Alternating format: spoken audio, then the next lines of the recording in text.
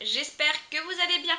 On se retrouve aujourd'hui dans une nouvelle vidéo et comme vous l'avez vu, c'est une nouvelle catégorie qui sera avoir son cheval.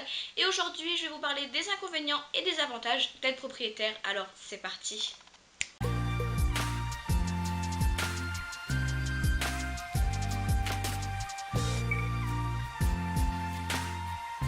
Alors petite précision avant, si vous venez de découvrir ma chaîne, je suis propriétaire depuis 6 ans d'un trotteur français, je vous mets une photo juste ici, parce que c'est vrai qu'il y a des nouveaux qui viennent tous les jours et du coup vous êtes peut-être pas au courant que je suis propriétaire, donc oui je suis propriétaire depuis 6 ans avec un trotteur qui s'appelle Kinus. Moi je vous ai partagé les avantages que j'avais trouvés, les inconvénients que j'avais trouvés en étant propriétaire depuis 6 ans. C'est possible que vous en voyez d'autres ou que d'autres personnes en connaissent d'autres, mais moi c'est ceux que j'ai découverts depuis que j'ai Kinus. Je vous ai fait 5 avantages et 5 inconvénients que j'ai trouvés et que pour moi je trouve qui sont les plus importants. Après c'est possible qu'il y en ait d'autres. N'hésitez pas à me dire si vous avez d'autres avantages ou d'autres inconvénients à être propriétaire dans les commentaires. Et comme ça fait une plus grosse liste pour ceux qui voudraient être propriétaire par la suite. Ça peut aussi les aider. On va bien sûr commencer par les avantages parce que je pense que c'est ce qui est quand même le plus important. Et après on finira par les inconvénients. Premier avantage que je vois, et là c'est vraiment le plus gros avantage que j'ai trouvé, c'est être beaucoup plus complice avec un cheval, avec un équidé, que ce soit cheval, poney, Shetland, etc. C'est qu'on est quand même beaucoup plus complice parce que du coup on peut aller le voir quand on veut, on peut faire ce qu'on veut avec. Donc ça permet de créer une complicité qu'on peut peut-être ne pas avoir avec les chevaux de club. Parce que quand on va au club une fois par semaine ou 2 fois par semaine, si on monte pas le même, déjà on a moins de complicité. Et si on n'y va pas pour s'en occuper à pied ou faire autre chose que le monter, c'est vrai qu'on a un peu moins de complicité que quand on est propriétaire. On peut se permettre de faire plus de choses avec son propre cheval qu'avec un cheval de centre équestre parce que souvent quand vous venez au centre équestre, vous venez, vous montez et voilà. Et en étant propriétaire, on peut se permettre d'aller au cheval, de le sortir en main, de faire un peu de travail, juste de rester dans son box. Enfin voilà, on peut vraiment passer beaucoup plus de temps avec par rapport à si on était juste cavalier de club. Donc voilà, c'est aussi un gros avantage d'être propriétaire, c'est qu'on fait un peu ce qu'on veut et surtout qu'on puisse créer une complicité avec son cheval. Ce sera le sien, c'est celui qu'on viendra voir tous les jours, c'est celui qu'on montera, c'est celui avec qui on prendra des cours, celui avec lequel on chutera, ce sera avec celui avec lequel on aura nos premières peurs de propriétaire, etc. etc. Donc c'est vraiment une grosse complicité qu'on puisse avoir en étant propriétaire. Deuxième avantage, c'est de pouvoir faire ce que l'on veut. Donc ça c'est un très très gros avantage et moi c'est pourquoi je suis devenue propriétaire. Parce que j'en avais marre d'aller au centre équestre et de obligatoirement faire dressage, saut, dressage, saut, dressage, saut, alors que moi ça m'intéresse absolument pas. Il y a des fois j'ai pas du tout envie de sauter, il y a des fois j'ai pas du tout envie de dresser, il y a des fois j'ai rien envie de faire, mais quand on prend un cours par semaine, il faut que ce jour-là on monte, qu'on en ait envie, qu'on n'ait pas envie, qu'il pleuve pas, qu'il fasse beau, qu'il fasse pas beau, on est obligé de monter parce qu'on paye pour ça, donc du coup on va monter. Alors qu'en étant propriétaire, on peut décider, tiens aujourd'hui il fait beau, je pars en balade, tiens aujourd'hui il fait pas beau, on va rester dans son box, je vais juste le brosser et je vais repartir. Tiens aujourd'hui j'ai juste envie de travailler en longe, et là on peut faire ce que l'on veut. Et c'est quand même super agréable parce que comme ça vous faites par rapport à vos envies et par rapport à l'envie du cheval, et ça je trouve ça super intéressant. Et c'est vraiment ce que j'ai préféré moi dans le fait de devenir propriétaire, parce que je ne supportais plus le club, je ne supportais plus être obligée de faire un exercice alors que moi j'en avais pas envie, que Kinus en avait pas envie. Je n'avais pas envie de rester dans ce monde où on est obligé de faire quelque chose parce qu'on paye pour. Donc voilà pourquoi j'ai décidé surtout d'être propriétaire, parce que je voulais avoir un cheval, avoir la complicité que je voulais et faire ce que je voulais quand j'en avais envie. Donc là ça m'arrive d'aller voir Kinus, de le brosser au pré et de repartir parce que j'ai pas envie de faire autre chose.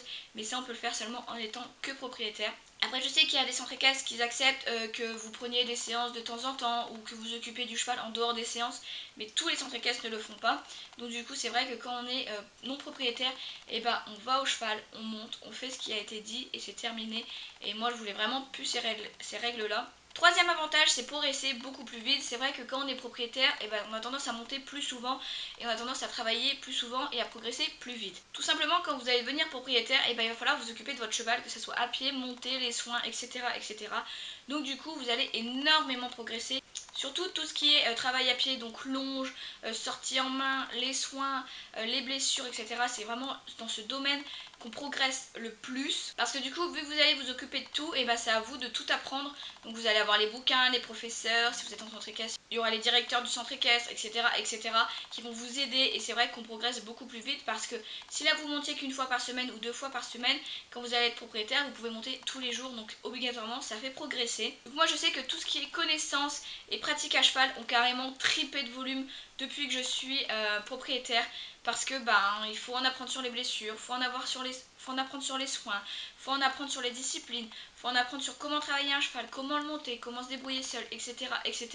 Et c'est vrai que quand on est propriétaire, on a tendance à énormément se renseigner autour, lire des bouquins, aller sur des forums, etc. etc. Et c'est vrai que ça nous apprend énormément de connaissances par rapport à quand on était en centre équestre. Après, il y a des gens qui sont en centre équestre et pourtant qui s'y connaissent vachement, qui ont énormément d'expérience et énormément de connaissances.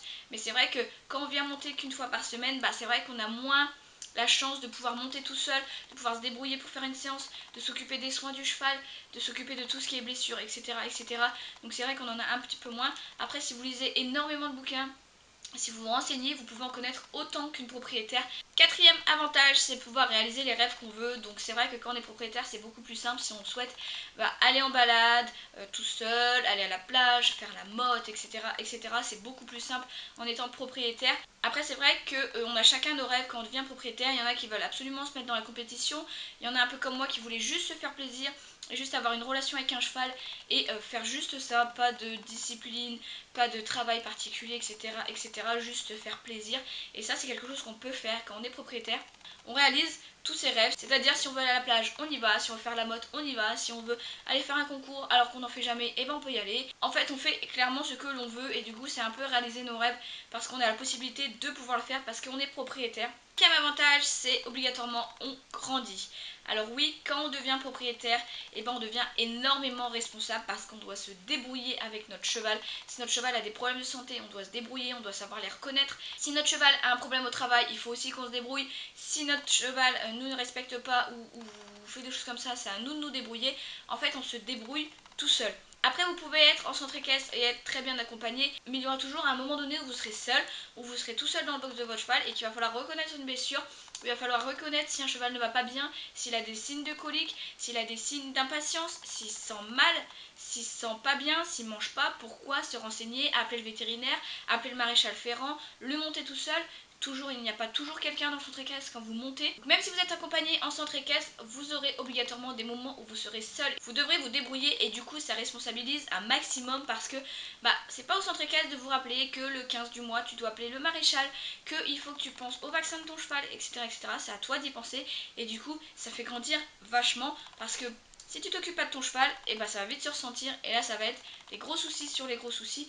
Donc ça fait grandir, ça responsabilise. C'est pour ça que souvent on conseille d'acheter son cheval quand on est un peu plus mature que quand on est très jeune. C'est-à-dire que il y a des personnes à qui ça réussit très bien d'acheter un cheval très jeune, à 10-12 ans ça les réussit très bien, mais il y a des gens à qui ça ne réussit absolument pas. Quand vous êtes dans un centre équestre, c'est un peu plus surveillé, donc ils peuvent vous aider si vous avez du mal. Mais c'est vrai que si à 10 ou 12 ans vous avez votre cheval dans votre jardin où vous devez vous débrouiller tout seul, c'est un petit peu plus compliqué que si vous avez 19-20 ans où là vous pouvez tout seul appeler le maréchal, vous avez une paye pour tout payer, vous débrouillez pour appeler le vétérinaire, vous repérez les soins, etc. etc.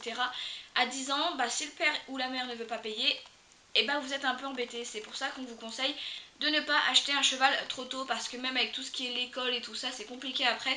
C'est vrai que quand on commence à avoir 18-20 ans, on commence à se débrouiller financièrement, on commence à finir nos études ou alors on les continue mais du coup on n'est plus apte à s'occuper des études et du cheval. On est quand même plus responsable, on sait appeler le maréchal, on sait appeler le veto, on sait appeler quand il y a besoin de grains, quand il y a une blessure, l'expliquer, etc. Quand on a 10-12 ans, souvent il y a les parents au-dessus et si les parents ils n'ont pas envie, c'est comme ça. Donc voilà, donc avant d'acheter un cheval il faut être responsable, mais vous allez encore plus le devenir une fois que vous serez propriétaire parce que là vous allez vous occuper de tout. On va passer maintenant aux inconvénients et là j'en ai trouvé 5 aussi. Premier inconvénient, c'est que ça coûte cher. Alors là vous pouvez demander à tous les propriétaires de chevaux, un cheval ça coûte cher. C'est comme ça, ça a des soins à avoir, ça a une alimentation à avoir, un mode de vie qui fait que c'est cher. Que vous soyez en centre équestre ou que votre cheval soit chez vous, ça va obligatoirement vous coûter de l'argent. C'est très rare que les chevaux rapportent de l'argent quand on est propriétaire, quand vous faites des courses, tout ça. Oui, vous pouvez gagner de l'argent, mais en étant propriétaire normal, vous ne gagnerez pas d'argent, je vous le dis clairement, sauf si vous prenez une demi-pension, mais vous ne gagnerez jamais plus que vous dépensez tous les mois. Donc voilà, ça coûte vraiment une petite fortune, que ça soit le dentiste, le maréchal, l'ostéo, les soins à lui apporter, donc sa nourriture, le matériel à acheter, la pension que vous allez payer tous les mois, les courses si vous en prenez, c'est vraiment un budget énorme. Mais ça, niveau budget, je vous en parlerai dans une prochaine vidéo parce que j'ai décidé de faire une vidéo sur combien me coûte Kinus à l'année en étant chez quelqu'un et après quand il sera chez moi. Je vous ferai vraiment ces deux vidéos là, donc pas d'inquiétude pour les montants, on en reparlera. Mais voilà, faut vraiment le savoir, avoir un cheval ça coûte cher. Deuxième inconvénient, c'est qu'on est obligé de s'en occuper tout le temps. Qu'il neige, qu'il pleuve, qu'il vente, qu'il grêle, qu'il y ait du tonnerre, qu'il y ait des éclairs, qu'il y ait ce que vous voulez, que ce soit la gadoue, qu'il fasse moins 50, vous devez vous occuper de votre cheval. Alors être en centre équestre, c'est bien parce qu'on arrive, on monte, si ça va pas, si même nous on est mal, et ben on n'y va pas, si vraiment il fait trop froid, on n'y va pas, sauf que quand vous êtes propriétaire, vous avez beau avoir le dos fracassé, vous irez voir votre cheval. À part si quelqu'un peut vous aider, mais vous irez absolument voir votre cheval. Que vous soyez malade, que vous ayez une blessure, qu'il pleuve, qu'il vente, qu'il neige, qu'il fasse moins 70, voilà, vous irez obligatoirement voir votre cheval. Vous pouvez pas laisser votre cheval sans surveillance, il faut absolument aller le voir, voir s'il n'y a pas de blessure, voir s'il va bien, etc. Donc il va falloir y aller tout le temps. Comme vous voyez les images que je mets ici, bah oui, moi je vais au cheval quand il neige, c'est-à-dire qu'au lieu de mettre une demi-heure de route, je mets 2 heures de route, mais il faut aller voir son cheval.